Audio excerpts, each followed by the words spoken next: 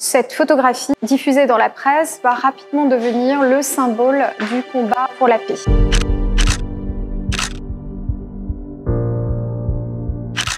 Bonjour, nous sommes dans l'exposition Photographie en guerre. Aujourd'hui, la jeune fille à la fleur de Marc Ribot.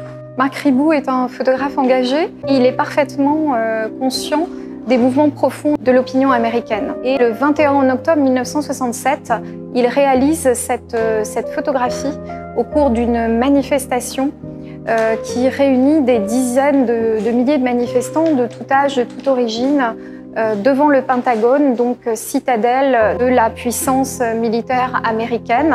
Ces manifestants réclament la cessation de la guerre au Vietnam. Cette photographie, diffusée dans la presse, va rapidement devenir le symbole du combat pour la paix. Cette photographie est prise de manière improbable, donc à la tombée du jour, au moment où la lumière décline, ce qui lui vaut ce léger flou qui évoque également le flou d'autres photographies devenues iconiques, telles que le soldat tombant de Capa. Cette jeune fille semble opposer la poésie et la fragilité d'un chrysanthème aux baïonnettes des soldats de la garde nationale américaine qui défendent l'entrée du Pentagone et essaient de disperser les manifestants.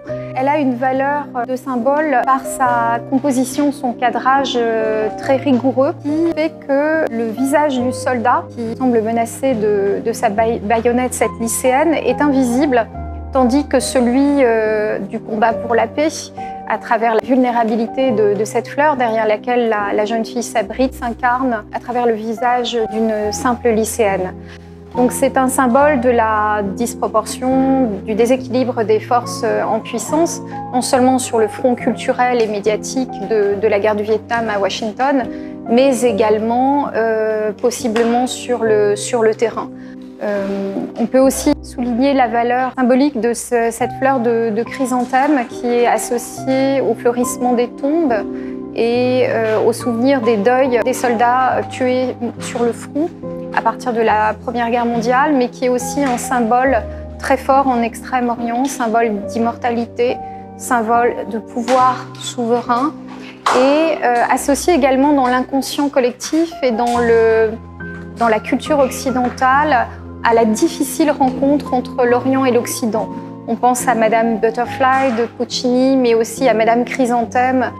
Donc nous avons ici une photographie prise à force de patience, d'art, mais qui résulte aussi d'une forme de chance de la part du photographe qui saisit cet instant rare. C'est une photographie particulièrement emblématique des fronts culturels et sociaux de la guerre du Vietnam à la fin des années 60, donc qui marque l'apogée de la contestation à travers ces mouvements qui vont donner lieu jusqu'en France même aux manifestations de mai 68 que Marc Ribot couvrira également. Elle va être aussi une forme de sésame, de passeport pour Ribot qui va pouvoir approcher les autorités nord-vietnamiennes à partir de 1968. Et lorsqu'il couvrira donc la guerre du Vietnam dans les années 70, il mettra toujours l'accent sur une forme de résilience et sur la persistance de la joie et de la beauté, même au milieu des atrocités de la guerre.